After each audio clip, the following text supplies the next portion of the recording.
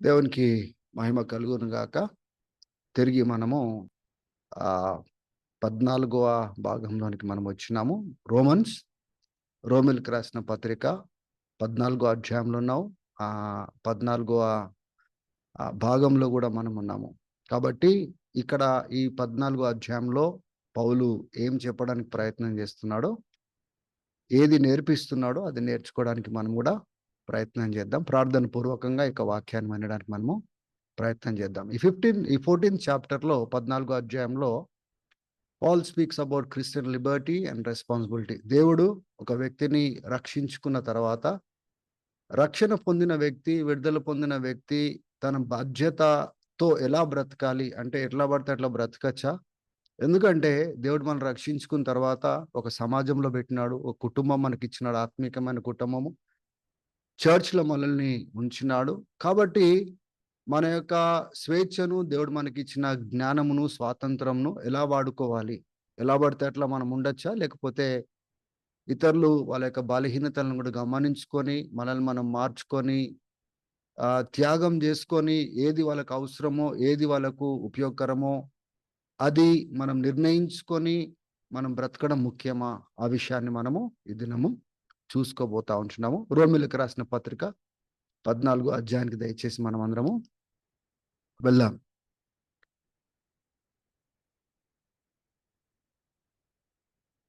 ఇక్కడ చూడండి, 14వ అధ్యాయంలో మొదటి వచనంలో ఆయన ఈ యొక్క అధ్యాయం అంతా డిఫైన్ చేస్తా ఉన్నాడు. అంటే ఏం మాట్లాడబోతున్నాడు, దేని గురించి మాట్లాడబోతున్నాడో ఈ 14వ అధ్యాయంలో మొదటి వచనంలో మనం చూస్తున్నాము. అక్కడ ఏమని రాస్తున్నాడంటే, accept the one whose faith is weak. అంటే ఎవరి విశ్వాసం అయితే బలహీనంగా ఉందో వారిని అంగీకరించండి. Without quarrelling over disputable matters. అంటే సందేహించే విషయాలు కానీ, డౌట్ఫుల్గా ఉండే విషయాలు కానీ, దాని విషయంలో కొట్లాట చేయకుండా, అంటే కొన్ని సందేహాలు మనకుంటాయి, చేయొచ్చునా లేదా, ఇది కరెక్టా కాదా, అటువంటి సందేహాల విషయంలో మనము తర్కము చేయకుండా, కొట్లాట చేయకుండా, మనం ఏం చేయాలి అంటే, బలంగా ఉన్నవారు బలహీనంగా ఉన్న వారి యొక్క విశ్వాసాన్ని మనము గుర్తించి, వాళ్ళు ఈ విషయంలో, ఈ అంశంలో బలహీనంగా ఉన్నారు, ఆ అంశంలో బలహీనంగా ఉన్నారని గుర్తించి వాళ్ళని అంగీకరించేటట్టుగా ఉండాలి. కానీ మనము కొట్లాడేటట్టుగా, లేకపోతే తరికించేటట్టుగా, విభేదాలు తెచ్చేటట్టుగా మనం ఉండడానికి వీలు లేదు. ఇక్కడ దోస్ హూ ఆర్ వీక్ అంటున్నాడు. అంటే విశ్వాసంలో బలహీనము అనే మాటను మనం ఎలా అర్థం చేసుకోవాలంటే, క్రైస్తత్వంలో ఇంకా ఎదగలేదు, ఒక క్రైస్తవుడు నేర్చుకోవాల్సిన విషయాలు నేర్చుకోలేదు, కొన్ని సందేహాలు వాళ్ళకు ఉన్నాయి, పరిపక్వతలోకి రాలేదు. బహుశా కొత్త బిలీవర్స్ కానీ, కొత్తగా ప్రభుని అంగీకరించుకున్న వారికి ఎన్నో సందేహాలు వాళ్ళకు ఉంటాయి. ఎన్నో, మేము ఇది చేయలేము, అది చేయలేము, ఇది చేయకూడదు అనే ఆలోచన ఎన్నో కలిగి ఉంటారు. ఆ బలహీనత గురించి మాట్లాడుతూ ఉన్నాడు. కాబట్టి ఆ యొక్క కాంటెక్స్ట్ ని మనం ఎప్పుడు కూడా దాటిపోవడానికి వీలు లేదు. అర్థం చేసుకొని కూడా మనం ప్రయత్నము చేయాలి. కాబట్టి ఈ యొక్క అధ్యాయం అంతా, ఈ 14వ అధ్యాయము మొదటి వచనంలో మనము చూసుకోగలుగుతాము. ఇట్స్ ఆల్ అబౌట్, అంటే స్ట్రాంగ్ గా ఉన్నవారు వీక్ గా, అంటే ఇప్పుడిప్పుడు ఎదుగుతున్న వాళ్ళతో ఎలా వ్యవహరించాలి, ఎలా అర్థం చేసుకోవాలి, ఎలా వాళ్ళని ఒక క్రైస్తవ సమాజంలో, సంఘంలో వాళ్ళని ఎలా అంగీకరించాలో దాని గురించి మాట్లాడుతూ ఉంటున్నాడు. కాబట్టి మనము ఈరోజు 6 ప్రత్యేకమైన పాఠాలు మనము ఈ అధ్యాయం నేర్చుకోబోతున్నాము. రాసుకోగలిగితే దయచేసి మీరు అందరు కూడా రాసుకోండి. చాలా ఆలోచన కలిగి మనము బ్రతకవలసిన అవసరం మనకుంది అనేది ఈ అధ్యాయంలో మనం నేర్చుకోబోతున్నాం.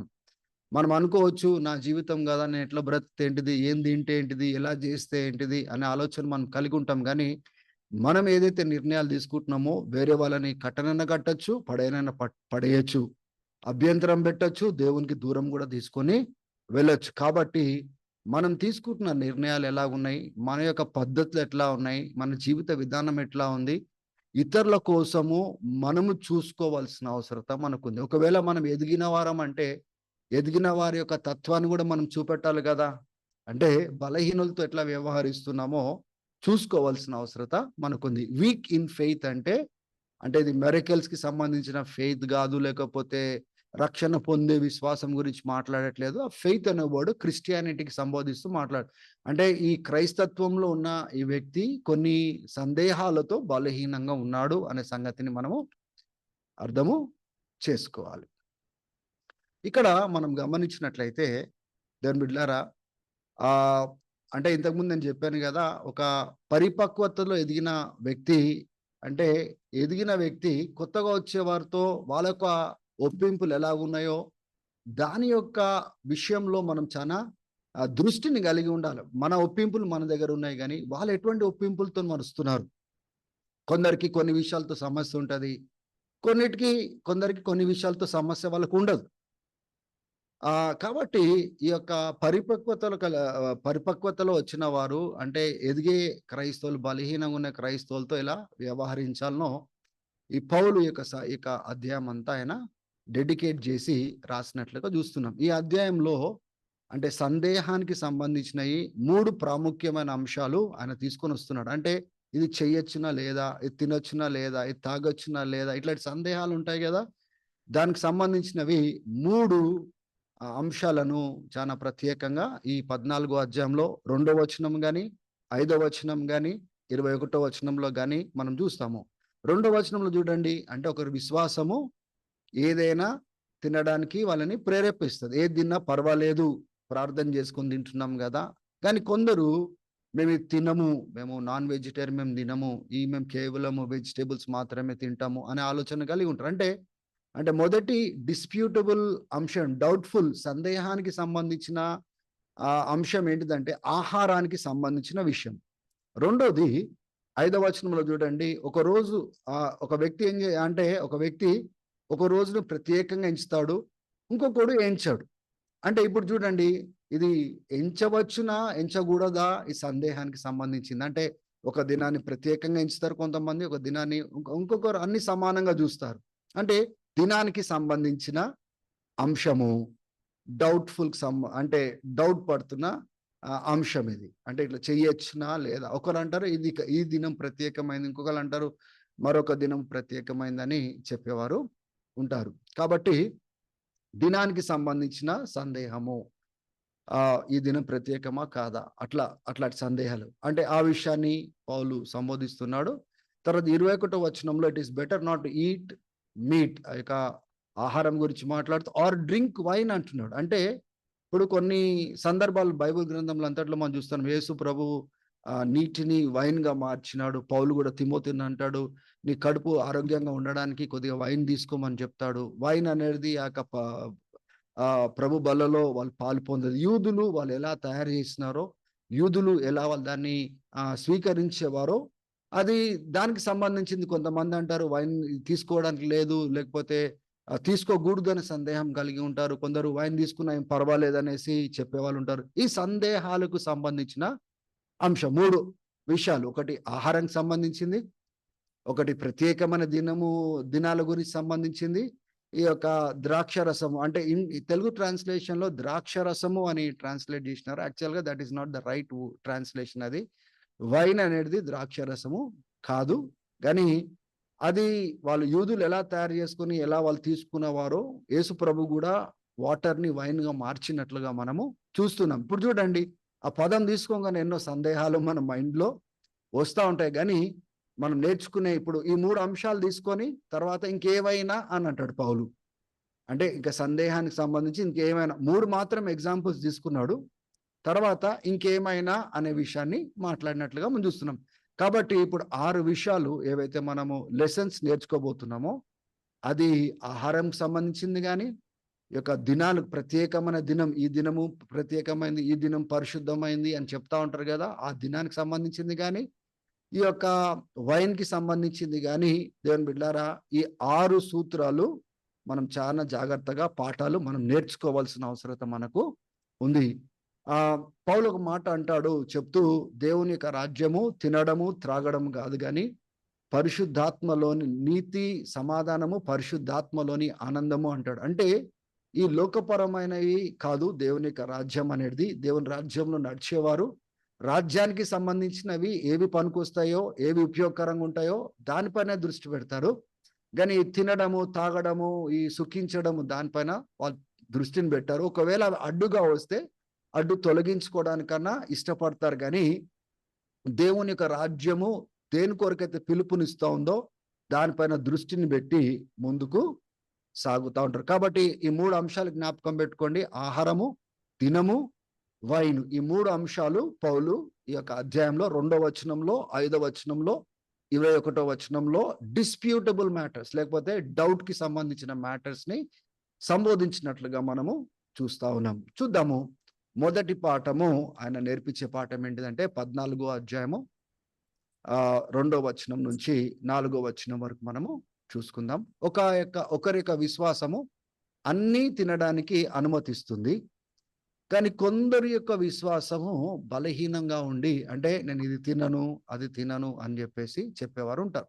ఇప్పుడు మన సాంప్రదాయంలో మనం గమనించినట్లయితే, ఇప్పుడు ఎంతో మంది ఎన్నో రకాలైన విశ్వాసాల నుంచి వాళ్ళు క్రీస్తును అంగీకరించి వచ్చిన వారు ఉంటారు. అంటే వాళ్ళ జీవితాంతము వాళ్ళు వెజిటేబుల్ తినే వాళ్ళు ఉంటారు. వాళ్ళు నాన్ వెజిటేరియన్ చేపలు కానీ, లేకపోతే కోడి కానీ, మేక కానీ ఇవన్నీ తిన్న వాళ్ళు కాదు. వాళ్ళు ప్రభుని అంగీకరించిన తర్వాత ప్రభు మంచిగానే అనిపిస్తా ఉన్నాడు. ప్రభు యొక్క సందేశం మంచిగా అనిపిస్తా ఉంది. నిత్య జీవం యొక్క మార్గం మంచిగా అనిపిస్తా ఉంది. కానీ వాళ్ళు చిన్న కాలం నుంచి జంతువులను హింసించద్దు, లేకపోతే చంపొద్దు, లేకపోతే తినకూడదు, మాంసం తినకూడదు అనే ఆలోచనతో పెరిగిన వారు సడన్ గా ప్రభుని అంగీకరించిన తర్వాత వాళ్ళు తినలేరు. దాన్ని అది చాలా సందేహంగా తీసుకుంటారు. తినచ్చునా లేదా? వాళ్ళ యొక్క విశ్వాసం బలహీనంగా ఉంది. ఎందుకంటే అంత కాలము తినకుండా ఎదిగిన వాళ్ళు సడన్ గా ఇప్పుడు తినాలంటే వాళ్ళకు కష్టం అవుతుంది. ఇప్పుడు చూడండి, వీళ్ళు కొత్తగా వచ్చే వాళ్ళేమో వెజిటేబుల్స్ తింటారు. కానీ పాతగా ఉన్న వాళ్ళకి ఏది పడితే అది తింటే కూడా వాళ్ళకి ఎటువంటి సమస్య వాళ్ళకు లేదు. కానీ దేవుని బిడ్డలారా, ఇప్పుడు ఈ కొత్తగా వచ్చిన వాడు ఒక సమాజంలో వస్తున్నాడు, ఒక చర్చ్లో వస్తున్నాడు. మనం ఆయనని పట్టించుకోవాల్సిన అవసరత మనకుందా లేదా? ఇప్పుడు నేను ఏది పడితే అది తింటాను. ఇప్పుడు పబ్లిక్ గా జరిగే విషయాలు ఇవి, సమాజంగా జరిగే విషయాలు, ఒకరినొకరు చూసుకొని భోజనం చేసే విషయాలు. ఇప్పుడు చూడండి, వాళ్ళకు ఈ యొక్క నాన్ వెజిటేరియన్ వాళ్ళతోటి తినడానికి వాళ్ళకు చాలా కష్టం అనిపిస్తుంది. ఎందుకంటే మాంసం తింటా ఉన్నారు కాబట్టి. మాంసం అనే పదం వాళ్ళు జీర్ణించుకోలేరు. ఇప్పుడు చూడండి, వాళ్ళేమో వెజిటేబుల్స్ తింటారు, మనమేమో మాంసం తింటాం. ఇప్పుడు మనము అట్లా తినచ్చునా లేదా? మనకేమో తెలుసు అది తప్పేం కాదని తెలుసు. వాళ్ళకేమో ఉట్టి వెజిటేబుల్స్ తినడమే చిన్నతనం నుంచి నేర్చుకున్నారు కాబట్టి అది తప్పు, అంటే అది కరెక్ట్ అని వాళ్ళు భావించినారు. ఇప్పుడు ఇద్దరిలో ఎవరు కరెక్టు అనే విషయం. కాబట్టి దేవుని బిడ్డలారా, ఇక్కడ ఒక బ్యాలెన్స్ ని పౌలు పట్టుకొని వస్తున్నాడు. ఏంటిదంటే, ఎవరైతే అన్ని తింటారో వాళ్ళు కేవలము ఈ యొక్క కూరగాయలు ఇవి తినే వాళ్ళను చిన్న చూపు చూడకూడదు అంటాడు. అంటే వాళ్ళు ఏదో తప్పు చేస్తున్నట్లుగా చిన్న చూపు, అంటే కంటెంప్ట్ తోటి వాళ్ళని చిన్న చూపు చూడడానికి వీల్లేదు. వాళ్ళు ఏదో తప్పు చేస్తున్నట్లుగా భావించడానికి వీల్లేదు. వాళ్ళని అంటే సపరేట్ గా వాళ్ళని అరే వీళ్ళకు అవగాహన లేదు అన్నట్టుగా చిన్నగా తీసి పారేసినట్లుగా చూడకూడదు. మళ్ళా వీళ్ళతో అంటాడు, అంటే ఎవరైతే తినరో, వెజిటేబుల్స్ మాత్రమే తింటారో, ఎవరైతే తింటున్నారో వాళ్ళని కూడా వాళ్ళు తప్పుగా మాట్లాడడానికి వీలు లేదు అనే సంగతిని ఇక్కడ మాట్లాడుతున్నట్లుగా మనం చూస్తున్నాము. మనం ఇతరులను ఆ రీతిగా తీర్పు తీరవడానికి వీలు లేదు. అంటే నువ్వు ఆ తిననోని గురించి తప్పుగా మాట్లాడడానికి వీలు లేదు. తిననోడు అంటే మాంసాలు తినని వాడు ఎవరైతే తింటున్నారో వాళ్ళని కూడా తప్పుగా మాట్లాడడానికి వీల్లేదు. దేవుడు వాళ్ళని ఎలా అంగీకరించినాడో వీళ్ళని కూడా ఆ రీతిగానే అంగీకరించినాడు. కాబట్టి ఆ యొక్క contempt, we should not treat others with contempt, అంటే వాళ్ళని ఒక చిన్న చూపుతో మనము చూసి ఒకలాగా వ్యవహరించడానికి వీలు లేదు. బైబిల్ గ్రంథంలో మనం చూస్తున్నాము, ఒక వ్యక్తిని మనం ఎలా చూస్తామో మన వైఖరి కూడా అదే రీతిగా ఉంటుందనేసి మనం గ్రహించాలి. కాబట్టి మన వైఖరి సరిగా ఉండాలంటే మన ఆలోచన సరిగా ఉండాలి. మన ఆలోచన సరిగా ఉండాలంటే మన నమ్మకాలు, మన కన్విక్షన్ సరిగా ఉండాలి. కాబట్టి దేవుని రాజ్యంలో అనేక రకమైన ప్రజలు వస్తారు. ఆ ప్రజలు అనేక రకాలైన అలవాట్లతో మనం వస్తారు. కానీ మనము వాళ్ళని అకామిడేట్ చేసుకోవాలి. వాళ్ళని చిన్న చూపు చూడడం కాదు. వాళ్ళని ఎలా బలపరచాలో, ఎలా ప్రోత్సహించాలో, ఎలా దేవునిలో కట్టాలో, ఏది చేస్తే వాళ్ళకి సహాయపడుతుందో అది చూడాలి. ఏది సహాయపడదో దానికి దూరంగా వెళ్ళేటట్టుగా మనం ఉండాలి. ఈ అధ్యాయం అంతా పౌలు చెప్పేది కూడా అదే. ఏది వాళ్ళని ఆటంకపరుస్తదో వాటికి దూరంగా ఉండండి. ఎందుకంటే మీరు దేవునిలో ఎదుగుతున్నారు. దేవుని యొక్క గొప్ప నిరీక్షణ కలిగి ఉన్నారు. దేవుని యొక్క రాజ్యం తినడము, తాగడం కాదు. పరిశుద్ధాత్మలోని ఆనందము, నీతి, సమాధానము. కాబట్టి దాన్ని వెంటాడండి గాని వీటన్నిటిని దృష్టిలోకి మీరు తీసుకోకండి. సో మొదటి లెసన్ పౌలు నేర్పిస్తున్న మాట ఏంటిదంటే, మనము ఒకవేళ తిన్నా కూడా అంటే సపోజ్ మనం ఆలోచన చేసుకోవచ్చు. ఇప్పుడు ఆహ్, మనము తింటాము, ఇంకొకరు తినరు. పబ్లిక్‌గా వచ్చినప్పుడు బలహీనులు కూర్చున్నారు. వాళ్ళు వెజిటబుల్స్ మాత్రమే తింటారు. అంటే ఒక రకంగా చెప్పాలంటే వాళ్ళని అంగీకరించి వాళ్ళతో కలిసి మనము వెజిటబుల్ ఫుడ్ తినడమే బెటర్. ఎందుకంటే వాళ్ళకి అభ్యంతరం పెట్టి, కొత్త వాళ్ళకి అభ్యంతరం పెట్టి దేవునికి దూరం చేసే కంటే వాళ్ళు ఏం తింటున్నారు తిని ఇంటికెళ్ళిన తర్వాత మీరు ఏం తినాలనుకుంటున్నారు మీరు తినొచ్చు. కానీ పబ్లిక్‌గా ఉన్నప్పుడు, సమాజంగా ఉన్నప్పుడు, విశ్వాసుల మధ్యలో ఉన్నప్పుడు వాళ్ళకి అభ్యంతరకరంగా మనం ఉండడానికి వీల్లేదు. చిన్న చూపు చూడడానికి వీల్లేదు. తినేవాళ్ళు తినని వాళ్ళని చెడ్డగా మాట్లాడకూడదు. ఆహ్, ఆహ్, ఆహ్, తినని వాళ్ళు తినే వాళ్ళ గురించి అంటే మాంసం తినేవారి గురించి చెడ్డగా మాట్లాడడానికి వీల్లేదని రోమీయులకు నేర్పిస్తున్నాడు. ఇది మొదటి పాఠము. ఎందుకంటే ఇప్పుడు చూడండి, మనం కొరింథీయులకు రాసిన పత్రికలో మొదటి కొరింథీ 8వ అధ్యాయము 10వ వచనం నుంచి 13వ వచనము మీరు కావాల్స్తే మీరు తర్వాత చదవండి. మొదటి కొరింథీ 8వ అధ్యాయంలో కూడా ఒక విశ్వాసి ఎటువంటి నిర్ణయాలు తీసుకోవాలా సహోదరుల విషయంలో, తినే విషయంలో, విగ్రహాలకు అర్పించిన విషయాలు మనం తినొచ్చా లేదా అనే విషయము 8వ అధ్యాయంలో చాలా స్పష్టంగా తను మాట్లాడడం జరిగింది. 10వ అధ్యాయంలో కూడా మొదటి కొరింథీలో మాట్లాడినాడు. కాబట్టి నేను కొన్ని వచనాలు మాత్రమే మనకు అర్థం చేయించడానికి నేను ప్రయత్నం చేయడానికి ఈ యొక్క వచనాలు నేను తీసుకొని ఉన్నాను. చూడండి, మొదటి కొరింథీ 8వ అధ్యాయంలో 10వ వచనం నుంచి 13వ వచనం వరకు. ఇప్పుడు చూడండి, మీకు జ్ఞానం ఉంది. You have knowledge. అంటే మీ యొక్క మనసాక్షి వేరు, వేరే వారి యొక్క మనసాక్షి వేరు. ఇప్పుడు చూడండి, మీరు ఒకవేళ ఎవరైనా మిమ్మల్ని పిలిచినారు, ఏదైనా ఒక సందర్భంలో పిలిచినారు. ఇప్పుడు మనకు ఎన్నో అకేషన్స్ జరుగుతా ఉంటాయి. ఫంక్షన్ ప్యాలెస్‌లలో పిలుస్తా ఉంటారు. హోటల్స్‌లలో పిలుస్తా ఉంటారు. ఇంట్లో పిలుస్తా ఉంటారు. కొన్నిసార్లు కొన్ని ప్రోగ్రామ్స్ టెంపుల్‌లో జరుగుతాయి.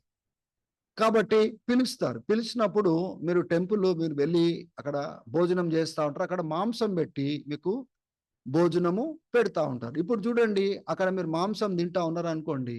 ఇప్పుడు విశ్వాసంలో బలహీనంగా ఉన్నారు.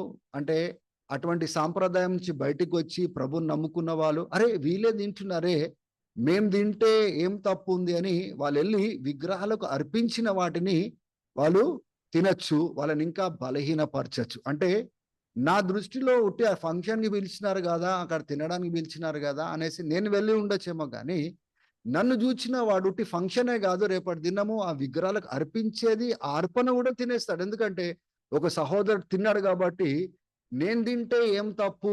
అప్పుడేమైతుందంటే, ఆయన యొక్క మనసాక్షి ఇప్పుడేమైతుంది, దాన్ని మనం ప్రభావింపజేసిన వారమైతే మనమవుతాము. ఒక వ్యక్తిని మనము పడవేసే వారుగా మనం తయారవుతాము. ఏ సహోదరుడి కోసమైతే క్రీస్తు చనిపోయినాడో, క్రీస్తు విమోచించాలనుకున్నాడో, ఏ దేవుడైతే మనల్ని ఆ యొక్క తప్పుడు దేవుళ్ళు, దేవతల నుంచి మనల్ని విడిపించి రక్షించుకున్నాడో, తిరిగి మనం ఏం చేస్తున్నామంటే, దేని కొరకైతే క్రీస్తు ప్రాణం పెట్టినాడో, ఆ మనిషిని మరలా దేవుళ్ళకొచ్చే వ్యక్తిని బలహీనపరిచేసి, ఆయనను గాయపరిచేసి, ఆయన మనసాక్షిని గాయపరిచేసి మనం ఏం చేస్తున్నామంటే, తిరిగి పాపంలో పడిపోయేటట్టుగా మనం చేస్తున్నాం. మళ్ళా పాత సాంప్రదాయంలో పడిపోయేటట్టుగా చేస్తా ఉన్నాము. ఆ రకంగా ఒక బలహీనుడికి వ్యతిరేకంగా మనం చేసేది, క్రీస్తుకు విరుద్ధంగా పాపం చేస్తున్నాము. 12వ వచనంలో ఏమంటాడంటే, ఆ రకంగా ఒక సహోదరుడి గురించి మనం పట్టించుకోకుండా ఇష్టం వచ్చినట్టుగా మనము ఎలా పడితే అలా బ్రతకడము, మనం ఏం చేస్తున్నామంటే, మన జీవితం ద్వారా వేరే వాళ్ళని ప్రభావింపజేసి దేవునిలో వచ్చే వారిని దూరంగా చేస్తున్నాం. దేని కొరకైతే క్రీస్తు చనిపోయినాడో వాళ్ళు ఆ క్రీస్తులో నిలబడకుండా మనం అడ్డుగోడలుగా అవుతున్నాము. కాబట్టి ఆ రీతిగా మనం చేయొచ్చునా, ఆ రీతిగా మనం వెళ్ళి తినొచ్చునా, అదొక మంచి మాదిరా అనే విషయాన్ని మాట్లాడుతున్నాను. అందుకోసం 13వ వచనంలో చూడండి, if my food causes my brother to stumble, ఒకవేళ నేను ఏదైతే తింటున్నానో నా యొక్క సహోదరుడు ఒక తోటి విశ్వాసి తొట్టిల్లేటట్టుగా చేస్తే నేను ఇక మీదట ఆ యొక్క మాంసము నేను తినను. That I my not cos my brother to stumble, నేను ఒకవేళ నేను తినేది నా సహోదరుని అభ్యంతరపరిచేటట్టుగా ఉంటే నేను తినను. దేవుని బిడ్డలారా, కొన్ని సాంప్రదాయాలలో వాళ్ళు అన్ని తింటా ఉంటారు. ఇప్పుడు నేను మణిపూర్కి వెళ్ళేసి వచ్చినాను. అక్కడ వాళ్ళు కప్పలను తింటారు, అక్కడ పందిని తింటారు, అక్కడ కోతి మాంసం కూడా వాళ్ళు తింటారు. వాళ్ళు అక్కడ ముంగూస్ని కూడా మార్కెట్లో నేను చూసినాను, వాళ్ళు తింటారు. దేవుని బిడ్డలారా, వాళ్ళు ఇంచుమించు అక్కడ ఆక్టోపస్ని తింటారు. అంటే ఇప్పుడు మన వాళ్ళు నేను వెళ్ళినాను అక్కడికి వెళ్ళినప్పుడు నేను వాళ్ళకి ఒకటే ఒకటి చెప్పాను. ఏంటిదంటే, నేనైతే ఈ విషయాలు ఇవి నేను తినను, ఇవి నేను తింటాను అనేసి నేను చెప్పడం జరిగింది. అంటే ఇప్పుడు వాళ్ళేం చేస్తారు, నేను అంటే అంత స్ట్రాంగ్ కాదు, వాళ్ళు తినే ఆహారం నేను తినే అంత స్ట్రాంగ్ కాదు, కానీ వాళ్ళేం గమనించినారంటే సహోదరుడు ఏం తింటారో అదే ఆయనకి పెట్టాలనే ఆలోచనతోటి వాళ్ళ ఆతిథ్యాన్ని ఇచ్చినట్లుగా చూస్తున్నాం. అంటే క్రైస్తవ ప్రేమ ఒక సహోదరుని పట్టించుకునేటట్టుగా చేస్తుంది, కానీ పట్టింపు లేకుండా నేను ఎట్లయినా ఉంటా, నేను తింటా, నీకు నచ్చితే తిను లేకపోతే లేదు అనే వైఖరి క్రైస్తవుడు చూపించడం కరెక్ట్ కాదు. అది ప్రేమలో సహోదరుతో బ్రతకడము కానే కాదు. దేని కొరకైతే క్రీస్తు ప్రాణం పెట్టినాడో, ఏ సహోదరులైతే విమోచించడానికి దేవుడు ప్రాణం పెట్టినాడో వాళ్ళని నేను కాపాడే అలవాట్లు నాకు ఉండాలి, సమర్పణ నాకు ఉండాలి, త్యాగం నాకు ఉండాలి. కొన్ని వదులుకోవాల్సిన అవసరం ఉంటే వదులుకోవాలి, కానీ నేను అభ్యంతరాలను వాళ్ళ జీవితాలలో తీసుకొని రావడానికి వీలు లేదు. నేను అనొచ్చు, అరే నేను చేసేది కరెక్టే కదా, నేను పెద్ద ఏం తప్పు చేస్తున్నాను, అక్కడ పోయి వాళ్ళ విగ్రహాలకు అర్పించింది అయితే నేను తినడానికైతే పోలేదు కదా, వాళ్ళు ఏదో భోజనానికి పిలిచినారు, నేను పోయినా, నేను తిన్నాను కదా. కానీ బయట చూసిన వాడు ఏమనుకుంటాడు, అరే ఈ టెంపుల్లో తింటా ఉన్నాడు కాబట్టి నేను కూడా అక్కడ టెంపుల్లో సాక్రిఫైస్ చేసిన ఏవైతే వదిలిపెట్టి వచ్చినానో నేను మరలా తింటే ఏం తప్పు అనే ఆలోచన వాళ్ళకు రావచ్చు, వాళ్ళు పడిపోవచ్చు కదా. 1 కొరింథీ 10వ అధ్యాయంలో చూడండి, 25వ వచనం నుంచి 26వ వచనం వరకు, మార్కెట్లో మీకు ఏం దొరికిందో దయచేసి మీరు కొనుక్కొని తినండి అని పౌలు అంటాడు. ఎందుకంటే ఒక టెంపుల్లో ఒక అర్పణ తీసుకొని వచ్చిన తర్వాత గమనించండి, 3 విషయాలు అక్కడ జరుగుతాయి. ఒకటి ఏంటిదంటే, ఆ టెంపుల్లో ఏ మీట్‌ని అయితే సాక్రిఫైస్ చేస్తారో, ఏ జంతువునైతే వాళ్ళు అక్కడ బలి ఇస్తారో దాని యొక్క ఒక 3/4 భాగము ఏం చేస్తారంటే అక్కడ అర్పణకు ఇస్తారు. అక్కడ ఆల్టర్ దగ్గరగా కాల్చడానికి వాళ్ళు, లేకపోతే దేవునికి అర్పించడానికి ఇస్తారు. మూడో వంతు అక్కడ యాజకుడు లేకపోతే ప్రీస్ట్‌కి మూడో వంతు ఇస్తారు. తర్వాత మూడో వంతు ఇంటికి తీసుకొచ్చుకొని వాళ్ళు అమ్ముకుంటారు. కొన్నిసార్లు ఈ టెంపుల్‌లో ఏదైతే ఆహారాలు సాక్రిఫైస్ చేస్తారో మార్కెట్ కూడా వస్తాయి. మార్కెట్‌కి వచ్చినప్పుడు మనం ఎప్పుడైనా గాని, ఇప్పుడు మనం ఎక్కడైనా మార్కెట్‌లో ఎళ్లి మాంసం కొనుక్కున్నప్పుడు అది ఎక్కడి నుంచి వస్తుంది, ఏంటిది, దాని జాతకం అంతా చూసి మనము మాంసం కొనుక్కుంటామా? లేదు. మాంసం మనం కొనుక్కొని వచ్చి ఇంట్లో మనము ప్రార్థన చేసుకొని తింటాము. అది పరిశుద్ధపరచబడతది. అవునా గదా! పౌలు గూడా ఏమంటున్నాడంటే, మాంసం విషయంలో ఎవరు గూడా ఏం సందేహపడకూడదు. మార్కెట్‌లో ఏం దొరికిందో మీరు కొనుక్కోండి. మీరు ఎట్లైనా ప్రార్థన చేసుకొని మీరు తింటారు కాబట్టి మీరు కొనుక్కోండి. కానీ ఎవరైనా మిమ్మల్ని భోజనానికి పిలిచినారు.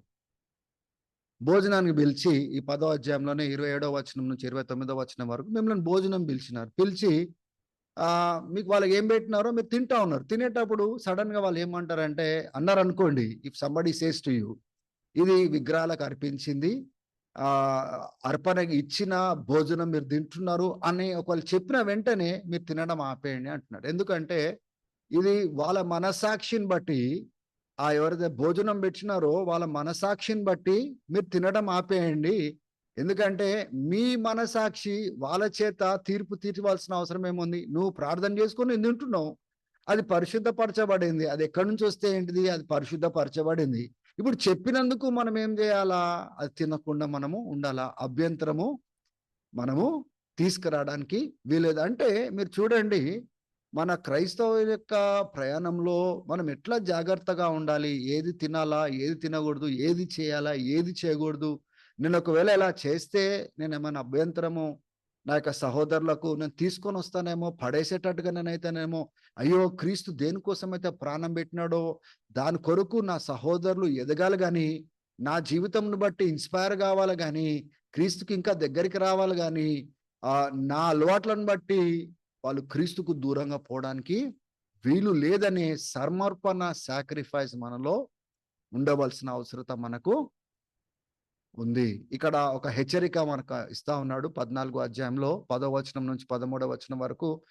చూడండి సహోదరులారా, ఇప్పుడు ఎవరు ఏం తింటారో, ఎలా బ్రతుకుతున్నారో ఇదే చేయండి, ఇలాగనే ఉండండి అని మీరు తీర్పు తీరవడానికి వీలు లేదు. మనమందరము ఇతరులను చిన్న చూపు చూడడానికి వీల్లేదు. వీళ్ళు తింటలేరు కాబట్టి చిన్న చూపు చూడడము, వీళ్ళు తింటున్నారు కాబట్టి వీళ్ళని చిన్న చూపు చూడడము, అట్లా చేయడానికి వీలు లేదు. మనమందరము తీర్పు కోసము మనమందరము దేవుని యొక్క సింహాసనం ఎదుట మనం నిలబడబోతున్నాము. ఆ యొక్క లేఖనాలలో రాయబడినట్లుగా దేవుడు చెప్తున్నాడు కదా, జీవం కలిగిన దేవుడు ప్రతి మోకాలు వంగాల, ప్రతి నాలుక ఒప్పుకోవాల. కాబట్టి దేవుని బిడ్డలారా 12వ వచనంలో అంటాడు, మనం అందరము మన విషయంలో లెక్కప్పచెప్పాలి. మనం ఎలా బ్రతుకుతున్నాము, మనం ఎలా కట్టుకుంటున్నాము, ఎటువంటి ఒప్పింపులతో బ్రతికినాము, ఇతరులకు అభ్యంతరకరంగా మనం బ్రతికినామా, లేకపోతే ఇతరులను చిన్న చూపు చూసి బ్రతికినామా, ఇవన్నీ విషయాలలో మనం అందరం కూడా లెక్కప్పచెప్పవలసిన వారం ఉన్నాం. గాని ఆ దేవుని యొక్క తీర్పు అనేది ఉంది గనుక దేవుని బిడ్డలారా,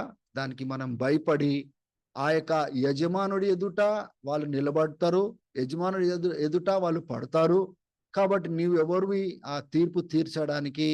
నువ్వు తీర్పు తీర్చడానికి అర్హుడవు కాదు అని చెప్తున్నాడు. అంటే ఇదే ఇట్లనే తిని బ్రతకాలని చెప్పడానికి లేదు, ఇది తినకుండా నువ్వు బ్రతకాలని చెప్పడానికి వీల్లేదు. నీ జ్ఞానం నీ దగ్గర పెట్టుకోవాలా. బలహీనులుగా ఉన్నప్పుడు ఆ బలహీనంగా ఉన్న వారిని ఎలా బలపరచాలో చూడాలి గాని అభ్యంతరంగా మనం ఉండడానికి వీల్లేదు. గనుక 13వ వచనంలో చూడండి, therefore let us stop passing judgment on others. వేరే వాళ్ళని చిన్న చూపు చూసి, తినని వారిని చిన్న చూపు చూసి, తినేవారిని చూసి చిన్న చూపుతో వాళ్ళని వ్యవహరించడము చెయ్యొద్దు. వీలైనా గాని వాళ్ళైనా గాని ప్రతి ఒక్కళ్ళము మనము తీర్పు దినాన దేవుని ఎదుట మనం నిలబడవలసిన అవసరత మనకుంది.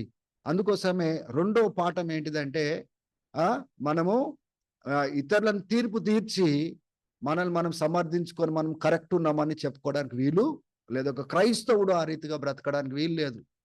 అవునా కదా? 4వ వచనం చూడండి. Who are you to judge somebody's else servant? ఆయన అంటున్నాడు, ఇప్పుడు సపోజ్ నేను మాంసం తినేటోడు ఉన్నాను, వేరే వాళ్ళు ఉన్నారు, వాళ్ళు ప్రభుని నమ్ముకున్నారు. ఆయన ప్రభు అంటే ఆ యజమానుడు యేసు ప్రభువుకి బిడ్డలే వాళ్ళు, కానీ మాంసం తినట్లేదు. కానీ ఎవరి దాసులు వాళ్ళు? క్రీస్తు యొక్క దాసులు. ఇప్పుడు క్రీస్తు దాసుడిని నేను తీర్పు తీర్చడం ఎందుకు? వేరే సహోదరుడు ఆయన క్రీస్తు దాసుడు. ఆ క్రీస్తు దాసుడిని నేను తీర్పు తీర్చడం ఏంటిది? ఆ యజమానుడి ముందు పడతాడు, ఆ యజమానుడి దగ్గర తిరిగి లెగుస్తాడు. ఆయన లేపగలుగుతాడు, ఆయన సమర్థుడు. మీకు అర్థమవుతుందా? కాబట్టి దేవుని బిడ్డలారా, ఈ తీర్పు తీర్చే తత్వము ఒకరిని కట్టేది కాదు. కానీ మన జీవితాలు ఇతరులకు స్ఫూర్తిని, ఇన్స్పిరేషన్ ఇచ్చి కట్టేటట్టుగా ఉండాలి, నిలబెట్టేటట్టుగా ఉండాలి. కానీ దేవుడు మనల్ని సమాజంలో, సంఘంలో ఇతరులను తీర్పు తీర్చడానికి లేడు. కానీ ఇతరులను బలపరిచి, క్రీస్తులో ఇంకా దృఢపరిచి, క్రీస్తులో ఇంకా లోతుగా నడిపించేటట్టుగా మన జీవితాల్ని, మన ఒప్పింపులు, మన అలవాట్లను చూసి వాళ్ళు ఎదిగేటట్టుగా ఉండాలి. కానీ పడిపోయేటట్టుగా ఉండకూడదు. 6వ వచనం చూడండి. Whoever eats meet does so to the lord. ఎవరైతే భోజనం వాళ్ళు ఆహారము మాంసం తింటున్నారో ప్రభు కోసమే, అంటే ప్రభుకు వందనాలు చెల్లించి తింటున్నారు. ఎవరైతే తినట్లేదో, మాంసం తినకుండా వెజిటేబుల్స్ తింటున్నారో వాళ్ళు కూడా దేవునికి వందనాలు చెల్లించి తింటున్నారు. ఇప్పుడు ఎవరిని తీర్పు తీర్చాలా? అరే నువ్వు తింటలేవని ఒక తినేటోడు తీర్పు తీర్చాలనా, లేకపోతే తిననోడు తినేటోడిని తీర్పు తీర్చాలా? ఈ తీర్పు తీర్చే తత్వము తీర్చుకొని మనల్ని మనం సమర్థించుకోం, నేను కరెక్ట్ అని చెప్పుకోవడము, ఆ బుద్ధి మనలో ఉండడానికి వీలు లేదని పౌలు సరి చేస్తా ఉంటున్నాడు. కాబట్టి దేవుని బిడ్డలారా, రెండో పాఠం ఏంటిదంటే, don't judge others and justify your self. నిన్ను నువ్వు సమర్థించుకోవడానికి ఇతరుల తీర్పు నువ్వు తీర్చడానికి వీలు లేదు. ఆ యజమానుడు ఎదుట ఆ యొక్క ఆహార విషయంలో వాళ్ళు నిలబడతారో, వాళ్ళు కూలుతారో ఆ యజమానుడు చూసుకోగలుగుతాడు.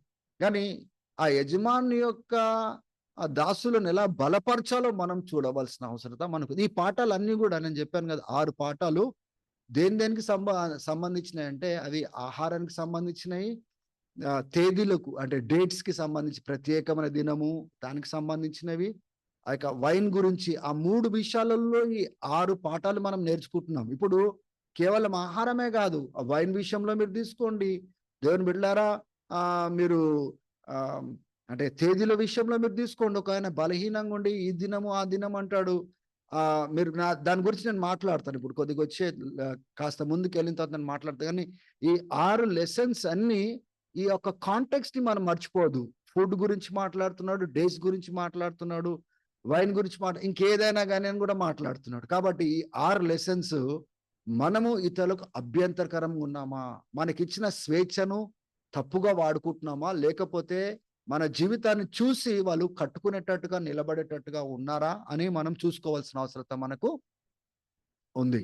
మూడో పాఠము మనం నేర్చుకోవాల్సింది ఏంటిదంటే, do not put stumbling blocks and destroy somebody for whom Christ died. అప్పటినుంచి నేను చెప్పేది అదే.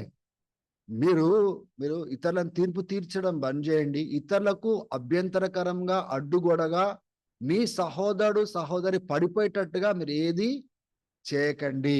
I'm fully convinced and fully పర్సువేడెడ్ in the lord Jesus that nothing is unclean. ఆయన ఏమంటున్నాడంటే, ఏది క్లీన్ ఫుడ్, అన్‌క్లీన్ ఫుడ్ యూదులకు ఎట్లా అంటే ఇది పవిత్రమైంది, అది అపవిత్రమైంది అని చెప్తారు కదా! అటువంటిది ఏం లేదు. ఒకవేళ నువ్వు ఇది నీ దృష్టిలో ఇది అపవిత్రంగా ఎంచినావంటే అది నీ ఒప్పింపది. అది నువ్వు ఇప్పుడు తినడానికి ప్రయత్నం చేస్తే నువ్వు అపవిత్రమైనది తిన్నట్టేగాన నీ మనసులో ఉంటది. నీ నీ యొక్క ఒప్పింపు ఉంటుంది.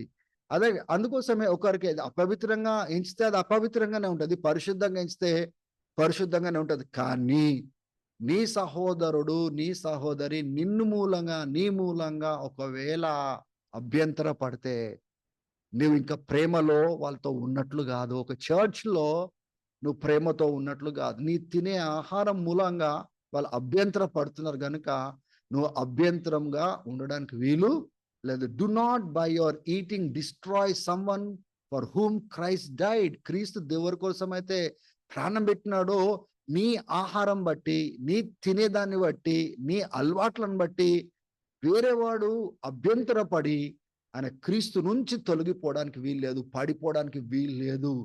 గనుక మనము అభ్యంతరాలను పెట్టడానికి వీలు లేదు. మన అభ్యంతరము మన యొక్క అంటే కంట్రోల్ లేని తత్వము, జ్ఞానం లేని తత్వము, వివేకం లేని తత్వము ఏం చేయొచ్చునంటే ఒక విశ్వాసిని, కొత్తగా ఎదుగుతున్న విశ్వాసిని మరలా తిరిగి పాత జీవితానికి పడేయొచ్చు. కాబట్టి మనం ఎంతగానో జాగ్రత్తగా ఉండవలసిన అవసరత ఉంది. చూడండి, ఈ రకంగా మనం ఉంటే అంటే అంటే ఈ రకంగా క్రీస్తును సేవిస్తే అభ్యంతరం పెట్టకుండా, అడ్డుగోడలు పెట్టకుండా, వాళ్ళకు వాళ్ళకు ఆటంకంగా ఉండకుండా, వాళ్ళకు ఎదిగేటట్టుగా సహాయపడుతూ ఒకవేళ మనము క్రీస్తును మనం సేవించినట్లయితే అది క్రీస్తుకు మరియు మనుషుల ఎదుట అది చాలా ఇంపుగా ఉంటుంది, చాలా సంతోషంగా ఉంటుందని అపోస్తలుడైన పౌలు రోమీయులకు రాస్తూ 14వ అధ్యాయంలో 16-18 వచనం వరకు అంటాడు. అంటే నీవు ఏదైతే మంచిగా నువ్వు యాక్చువల్‌గా నువ్వు కన్సిడర్ చేస్తున్నావో ఎదుటోడు దాన్ని చెడ్డగా మాట్లాడనివ్వకు.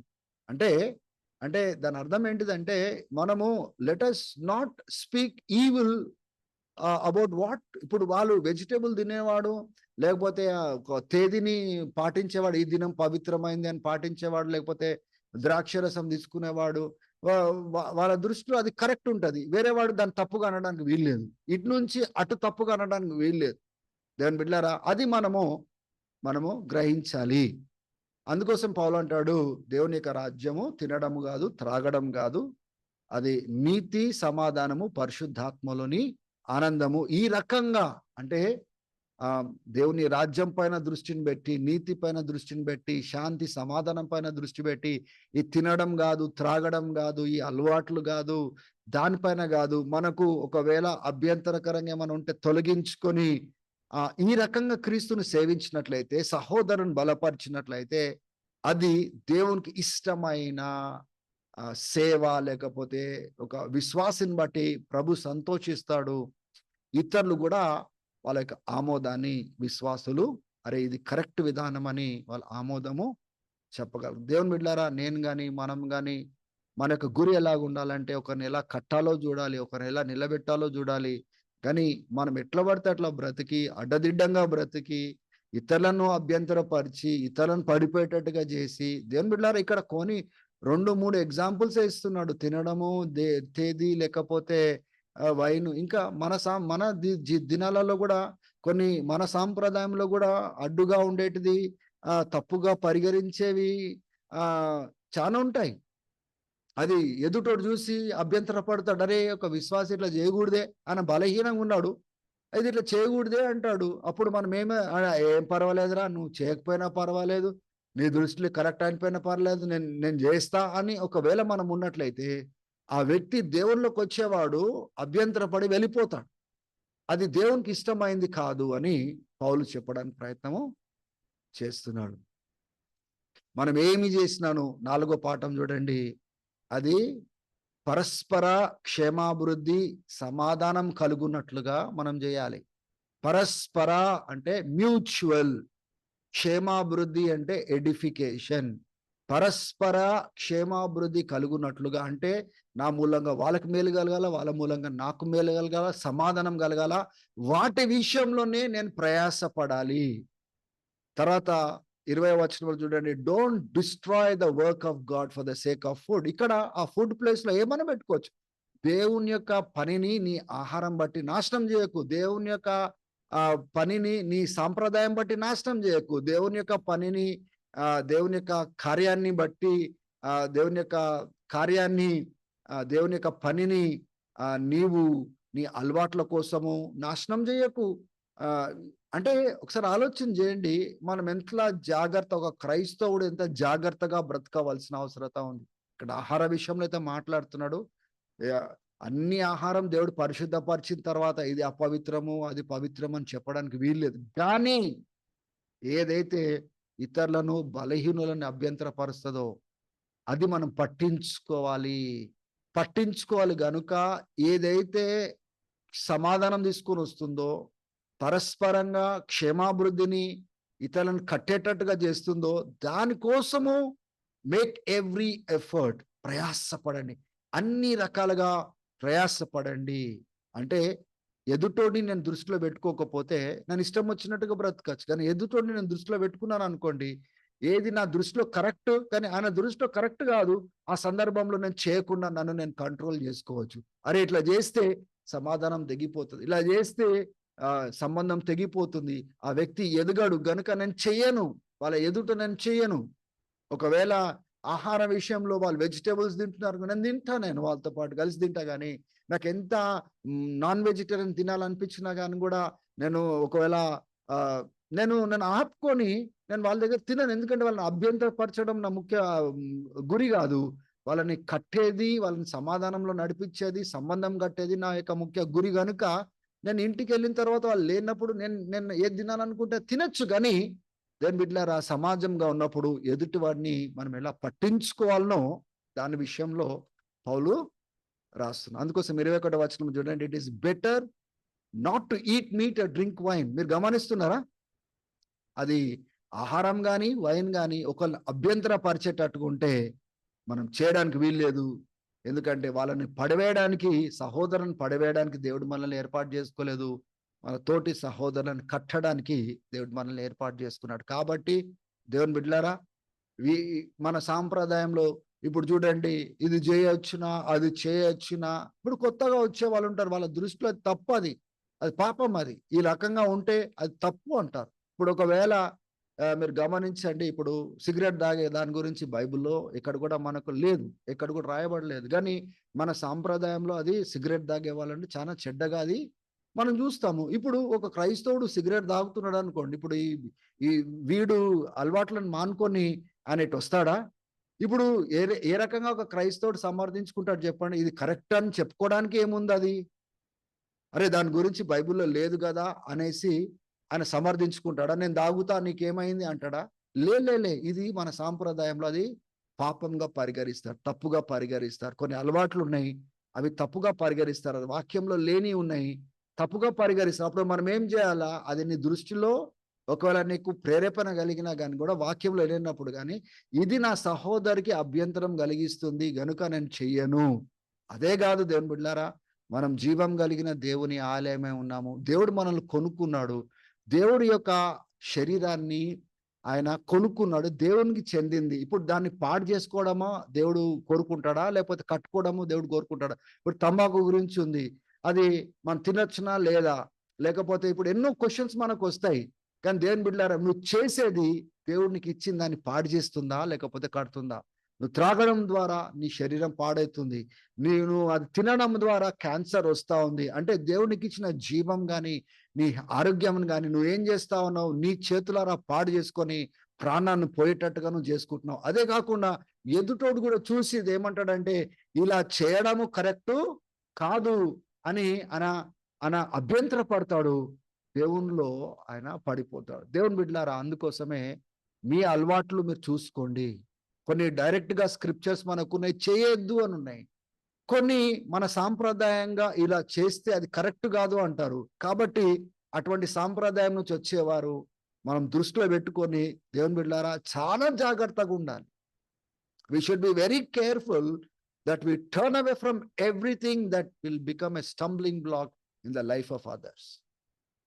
హల్లెలూయా. డైరెక్ట్ కమాండ్ లేకపోయినా కానీ కూడా దేవుని బిడ్డలారా, దేవుడు పరిశుద్ధుడు గనుక మనం కూడా పరిశుద్ధంగా ఉండాలి. మనం ఎలా పడితే అలా ఉండి నేను వేరే వాళ్ళని పట్టించుకోను అనడానికి వీల్లేదు. We cannot say like that. వాళ్ళు ఎటువంటి బ్యాక్గ్రౌండ్ నుంచి అయితే వస్తున్నారు, for them it is not right.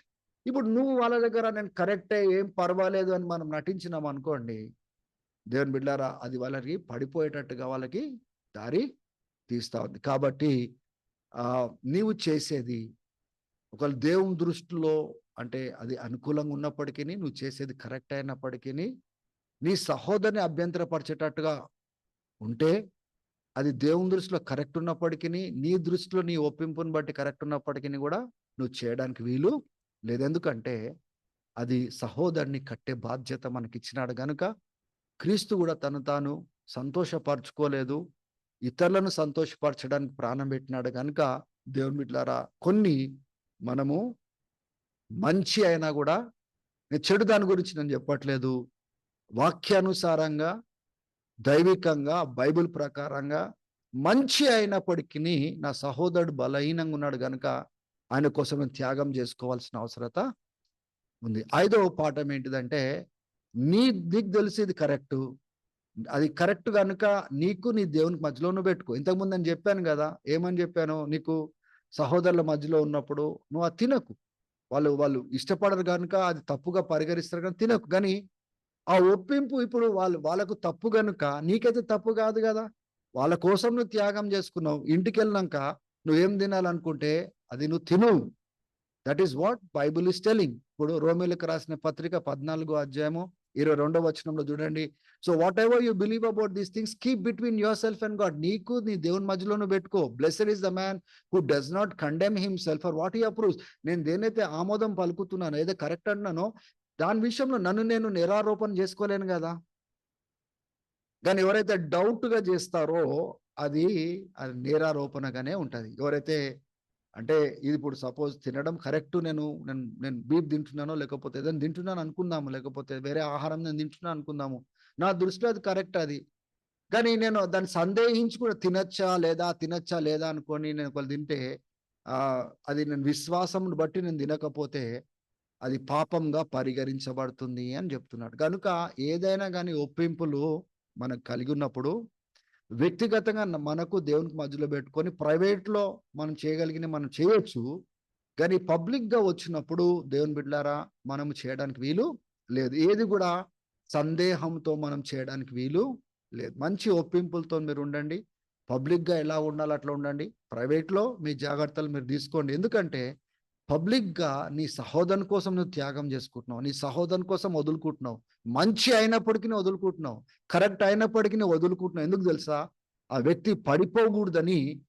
దేవుడు దేని కొరకైతే ప్రాణం పెట్టినాడో ఆ వ్యక్తి దేవుని అట్లా కట్టబడాలని నువ్వు త్యాగం చేస్తుంటే అది దేవునికి ఇష్టమైందనే సంగతిని అర్థం చేసుకోండి. ఏ ఒప్పింపులు ఉన్నా నీకు నీ దేవుని మధ్యలో పెట్టుకోండి. పబ్లిక్లో అందరిపైన, ఎస్పెషల్లీ బలహీనుల పైన రుద్ది వాళ్ళని దేవునికి దూరంగా చేసే పనులు మనం చేయడానికి వీలు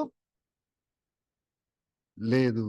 ఇప్పుడు నేను చెప్పాను కదా! ఫుడ్ గురించి మాట్లాడినాడు, దినాల గురించి మాట్లాడినాడు, వైన్ గురించి మాట్లాడినాడు. ఇవన్నిటికి సంబంధించింది ఇప్పటిదాకా చెప్పిన పాయింట్‌లన్నీ, ఇప్పటిదాకా ఎన్ని పాయింట్స్ అయితే నేను చెప్పినానో, ఈ 5 పాఠాలు అది దినానికి సంబంధించినవి కూడా ఉంటాయి. అవునా కదండీ! Special days. ఒకసారి మనం చూద్దాము. ఒక వ్యక్తి ఇప్పుడు చూడండి 5వ వచనము, 6వ వచనం చూడండి. One person considers one day more sacred than others. ఇప్పుడు మనము మనకు పునరుద్ధానపు పండగ దగ్గరికి మనం వస్తా ఉన్నాం. బైబిల్ గ్రంథంలో మనకి ఎక్కడ కూడా యాష్ వెడ్నెస్‌డే అని, మాండీ థర్స్‌డే అని చెప్పి, ఈ లెంట్ డేస్ అని చెప్పి ఇవన్నీ మనము చూడం. మీరు గమనించండి ఇప్పుడు. మీరు అవన్నీ మనం చూడం. ఇవన్నీ ప్రాక్టీసెస్ ఈవెన్ మన గుడ్ ఫ్రైడే కూడా మనము చూడం. మనకి ఇవన్నీ ఎక్కడ వాళ్ళు బోధించినట్లుగా మనకు కొత్త నిబంధనలో కనబడదు.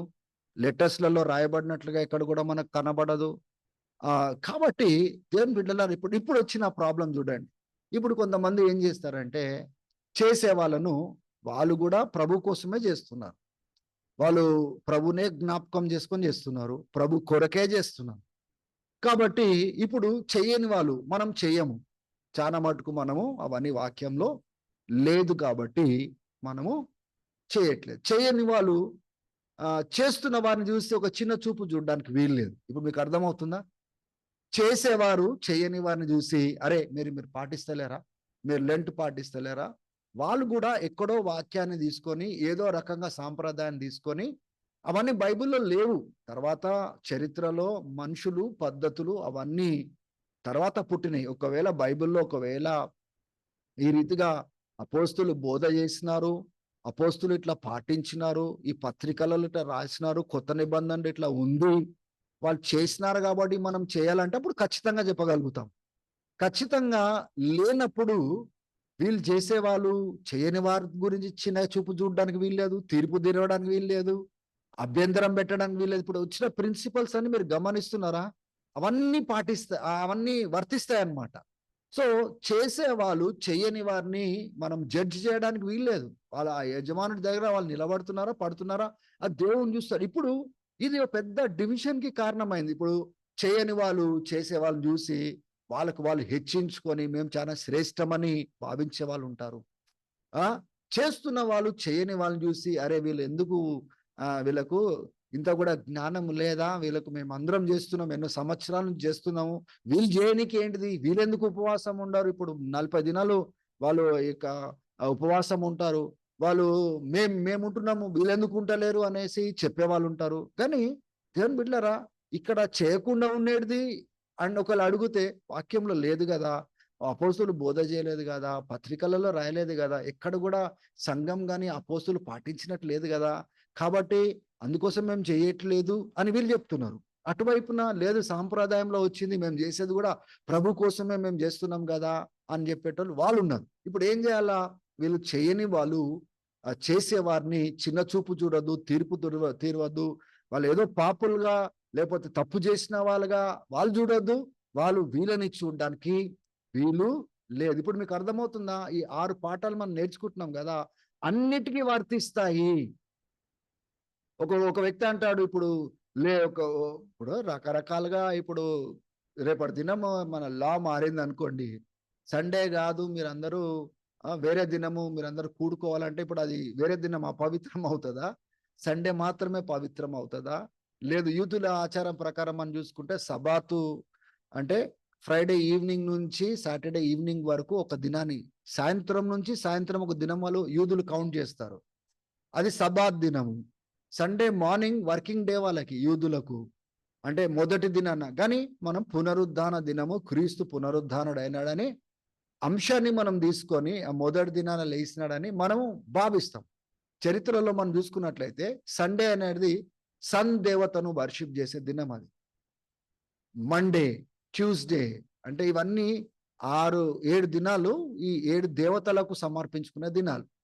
కాబట్టి కొందరు సండేని ప్రత్యేకంగా ఎంచుతారు. కొందరు ఎంచరు. ఒకవేళ సండేనే మనం ఆరాధించింది, మండే మనము ఆరాధించలేమా? అదే పాటలు పాడలేదమా? అంటే అట్లనే కూడుకోలేమా? దినంలో ప్రత్యేకత ఉందన్న క్వెషన్ మనకు రావచ్చిప్పుడు. ఇప్పుడు కొందరు చేయొచ్చు, కొందరు చేయకపోవచ్చు. రేపటి దినము ఇప్పుడు సపోజ్ మీరు మిడిల్ ఈస్ట్ పోయినారనుకోండి, సండే మీరు వర్క్ చేయాల్సిందే. ఫ్రైడే వాళ్ళకు అంత మిడిల్ ఈస్ట్‌లో అందరూ గూడా వాళ్ళందరూ చర్చెస్ అందరూ కూడుకుంటారు. ఫ్రైడే కూడుకుంటారు వాళ్ళకి హాలిడే దినం గాబట్టి. ఏది అనుకూలమో అది వాళ్ళు జేస్తారు. కాబట్టి ఇప్పుడు ఏమైపోతదంటే, ఒక దినము ఒకరు ప్రత్యేకంగా ఎంచుతారు. ఇంకో దినం ఇంకోరు ప్రత్యేకంగా ఎంచారు. అప్పుడు చేసేవాళ్ళు చేయని వారిని చిన్న చూపు చూడడానికి వీల్లేదు.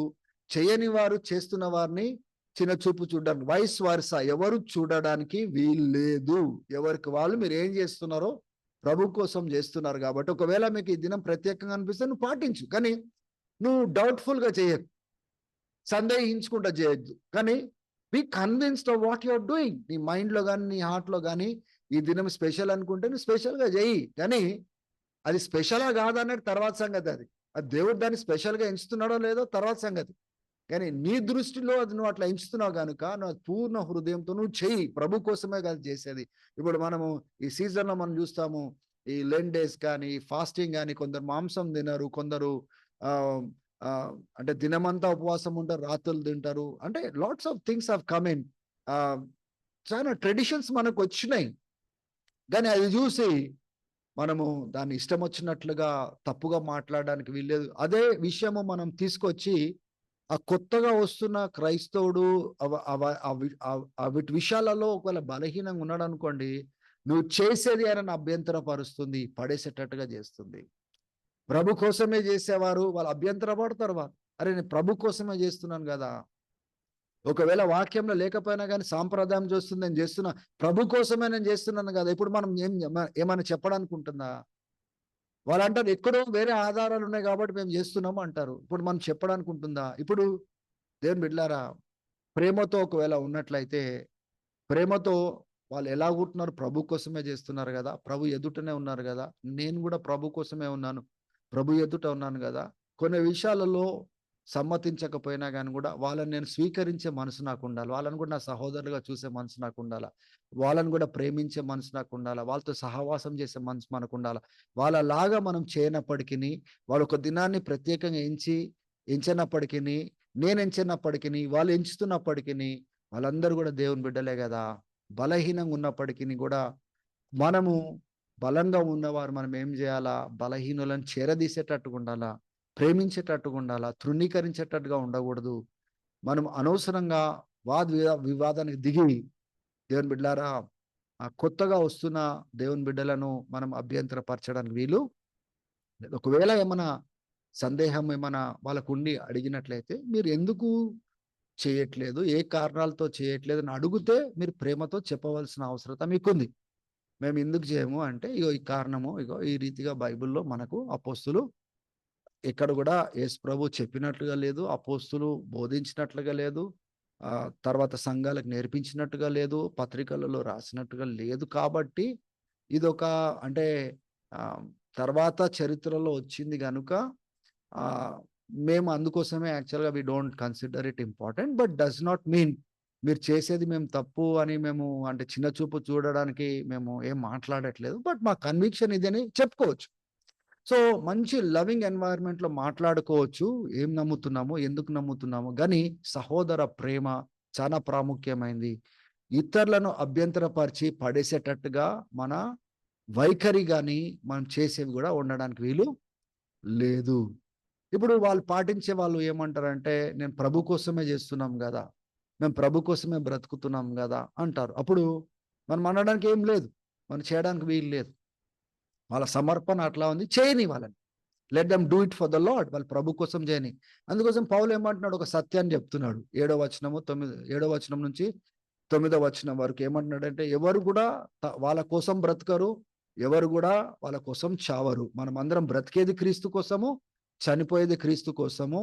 గనుక మనం బ్రతికినా క్రీస్తు కోసమే, చనిపోయిన క్రీస్తు కోసమే. అందుకోసమే క్రీస్తు సజీవుల కోసము ఆయన మృతులైన వాళ్ళ కోసము ఆయన ప్రభువుగా ఉన్నాడు అని లేఖనాలు చెప్తున్నాయి. కాబట్టి మనం బ్రతికేదే క్రీస్తు కోసము, చనిపోయేదే క్రీస్తు కోసం గనుక మనం బ్రతికినంత కాలం క్రీస్తు కోసం చేసేది అది క్రీస్తు ఎలా అంగీకరిస్తున్నాడో అది క్రీస్తు చేతిలో ఉంది గనుక ఆ యజమానుడు చూసుకుంటాడు. వీళ్ళు నిలబడినా, పడిపోయినా ఆ యజమానుడు చూసుకుంటాడు. వీళ్ళు చేసేది ఆ యజమానుడు కాబట్టి అది వాళ్ళకు యజమానుడికి మధ్యలో ఉంది గనుక దేవుని బిడ్డలారా, మనం ఎవరం కూడా దాని విషయంలో తరికించడానికి వీలు లేదు, విభేదాలు చేయడానికి వీళ్ళు. 9వ వచనం చూడండి. వాళ్ళు బ్రతికేది క్రీస్తు కోసమే, మనం బ్రతికేది క్రీస్తు కోసమే, చనిపోయేది క్రీస్తు కోసమే. బ్రతికినా చనిపోయినా ప్రభుకు చెందిన వాళ్ళమే.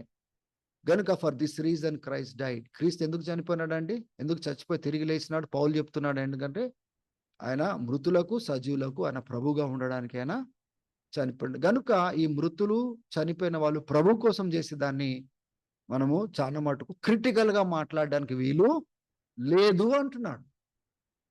అది డివిజన్ గా తీసుకురావడానికి వీలు లేదు అంటున్నాడు. ఒక సమాజంలో అటువంటి విషయం వచ్చినప్పుడు మనము ఆ వ్యతిరేకతను మనం తీసుకురావడానికి వీల్లేదు. ప్రేమ చూపెట్టాలి. వీలైతే అంటే వాక్యానుసారంగా చెప్పడానికి ప్రయత్నం చేయాలి కానీ దాని గురించి వివాదం చేయడానికి వీల్లేదు. వాళ్ళని చిన్న చూపు చూడడానికి వీల్లేదు. డివిజన్ తీసుకురావడానికి వీల్లేదు. ఎందుకంటే ప్రభు చనిపోయింది దానికోసం కాదు. ఆరోది మనం చూసుకున్నట్లయితే ఇప్పుడు 14వ అధ్యాయంలో చూస్తున్నాం కదా. ఆ 14వ అధ్యాయము కంటిన్యూ అవుతుంది. సబ్జెక్ట్ ఇంకా ఆగలేదు. ఇది 15వ అధ్యాయము 7వ వచనం వరకు సబ్జెక్ట్ కంటిన్యూ అవుతా ఉంది. సో అక్కడ ఏమంటున్నాడు పౌలు 15వ అధ్యాయంలో, ఇప్పుడు 14వ అధ్యాయం నుంచి 15వ అధ్యాయంకి వచ్చినాము. అక్కడ ఏమంటున్నాడు? మనము బలంగా ఉన్న వాళ్ళు బలహీనుల యొక్క బలహీనతను భరించాలి అని చెప్తున్నాడు. We have to bear. మనల్ని మనం సంతోషపరచుకోవడం కాదు. నేను ఉంటా, నా ఇష్టము. మనల్ని మనం సంతోషపరచుకోవడానికి లేదు. మనం బలంగా ఉంటే బలహీనుల యొక్క బలహీనతను మనము భరించేటట్టుగా మనం ఉండాలి. We should not please ourselves. మనల్ని మనం సంతోషపరచుకోవద్దు. మన సహోదరులను వాళ్ళ మంచి కోసము మనం మార్చుకొని, త్యాగం చేసుకొని, వదులుకొని, వాళ్ళ మంచి కోసము మనం మార్చుకోవాలి. వాళ్ళని కట్టడానికి మనల్ని మనము త్యాగం చేసుకోవాలి. క్రీస్తు కూడా అదే రీతిగా మన కోసము తను తాను అప్పగించుకున్నాడు. తను తాను సంతోషపరచడానికి అప్పగించుకోలేదు. కానీ ఏవైతే అవమానాలు తన పైకి వచ్చినాయో అన్ని అవమానాలు, మన అవమానాలు తన మీద తీసుకున్నాడు గనుక, తన శ్రమ పొందినాడు గనుక, తన శ్రమ పొంది మనకు దీవెనకరంగా ఉన్నాడు గనుక దేవుని బిడ్డలారా, క్రీస్తును మాదిరిగా మనము పెట్టుకోవాలి. క్రీస్తు మనల్ని ఎట్లా అంగీకరించినాడో బలహీనులను, మనం కూడా ఒకరినొకరము వాళ్ళ బలహీనతను కూడా మనము భరించాలి. Accept one another as Christ accepted you in order to bring praise to God. దేవునికి మహిమ చెల్లించుటకు ఇప్పుడు మనం ఏం చేయాలా? బలంగా ఉన్నవాళ్ళు, ఆత్మీయంగా ఎదుగుతున్న వాళ్ళు, పరిపక్వతలు ఉన్నవారు, బలహీనంగా ఉన్న వారి యొక్క బలహీనతను చూసి ఏ రీతిగా వాళ్ళ కోసం మనం మార్చుకోవాలో, ఎలా త్యాగం చేసుకోవాలో, ఎలా తగ్గించుకోవాలో, ఏది చేస్తే వాళ్ళకు ఉపయోగం అవుతుందో, ఏది చేస్తే వాళ్ళకు కట్టబడతారో, ఏం చేస్తే క్రీస్తుకు దగ్గర రాగలుగుతారో, ఏం చేస్తే క్రీస్తులో ఎదగగలుగుతారో వాటిని మనం చేసేటట్టుగా మనము ఉండాలి.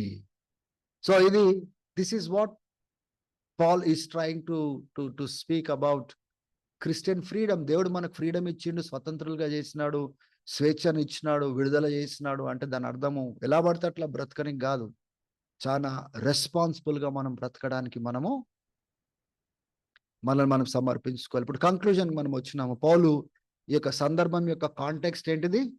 ఏదైతే మనము డిస్ప్యూట్ చేస్తామో కొన్ని విషయాలు ఉంటాయి, సందేహానికి సంబంధించిన అంశాలు ఉంటాయి కదా, దాని గురించి అధ్యాయం అంతా 14వ అధ్యాయం మొదటి వచనం నుంచి 15వ అధ్యాయము మొదటి 7 వచనాల వరకు తను మాట్లాడినాడు. ఏవేవి డిస్ప్యూటబుల్ మ్యాటర్స్ మనం చూసినాం? Food, special days, holy days, కొంతమంది పరిశుద్ధమైన దినాలు అంటారు. అంటే లెట్ దెమ్ డూ ఇట్.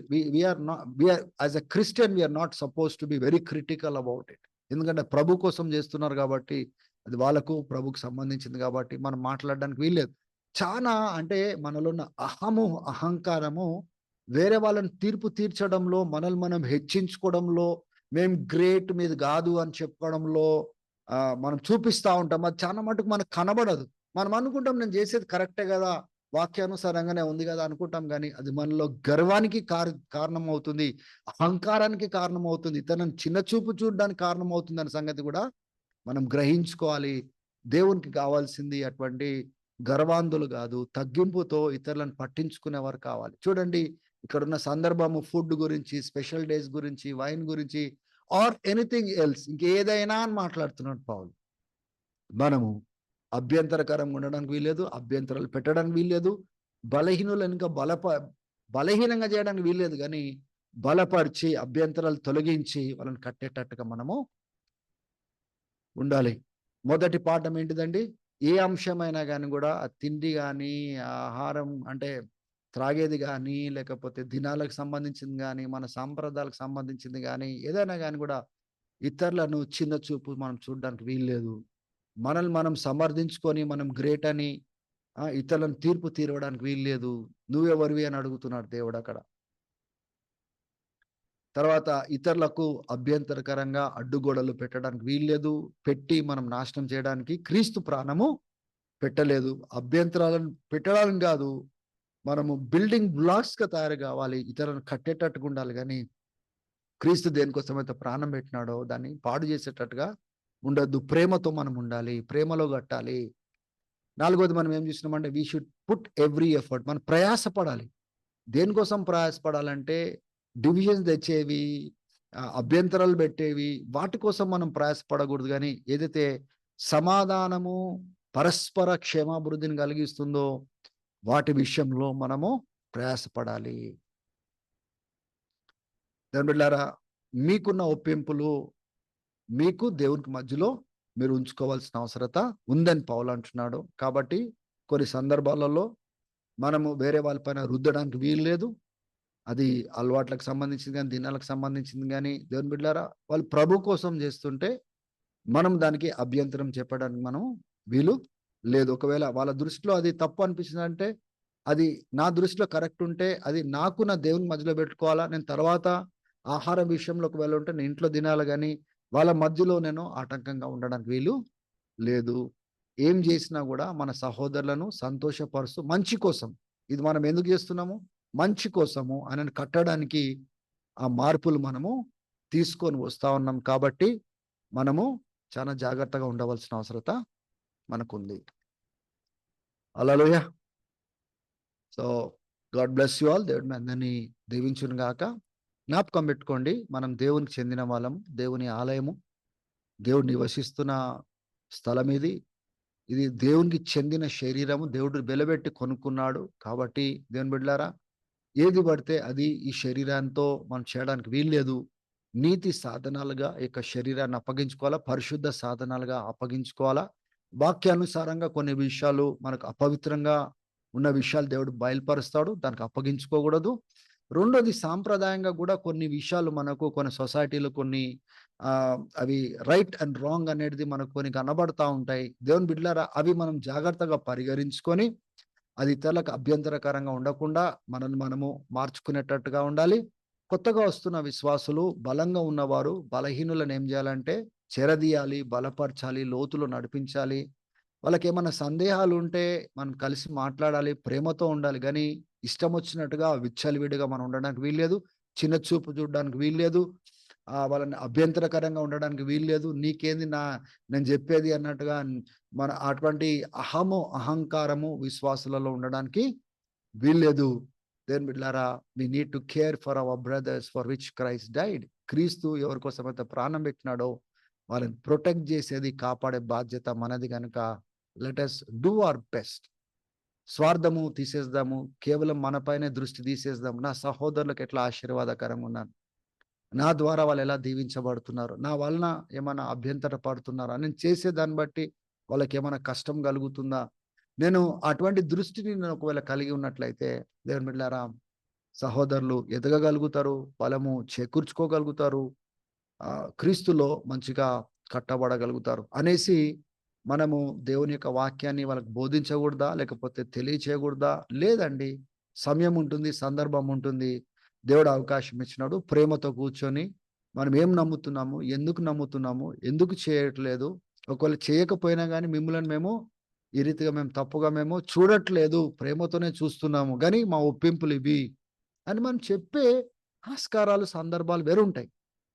అహంకారంతో, గర్వంతో ఎట్లా పడితే అట్లా పబ్లిక్లో ఎట్లా పడితే అట్లా మాట్లాడి, ఎట్లా పడితే అట్లా వ్యవహరించి చేయడానికి వీలు లేదు. క్రీస్తు వాళ్ళ కోసం ప్రాణం పెట్టినాడు కనుక మనం పాడు చేయడానికి వీలు లేదు. క్రీస్తు దేనికోసమైతే ప్రాణం పెట్టినాడో దాన్ని కట్టేటట్టుగా ఉండాలి గానీ, మన మూలంగా చెడిపోవడానికి వీలు లేదు. May God bless you all. దేవుడు మీ అందరిని దీవించును గాక.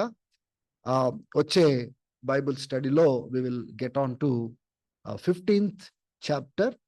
7వ వచనం తర్వాత నుంచి మనం ధ్యానం చేద్దాము. 15th భాగంలోనికి మనము వెళ్దాము. తలలు వంచండి. ప్రార్థన చేసుకొని మనల్ని మనము సరిదిద్దుకుందాం, పరీక్షించుకుందాము, జాగ్రత్త పడదాం.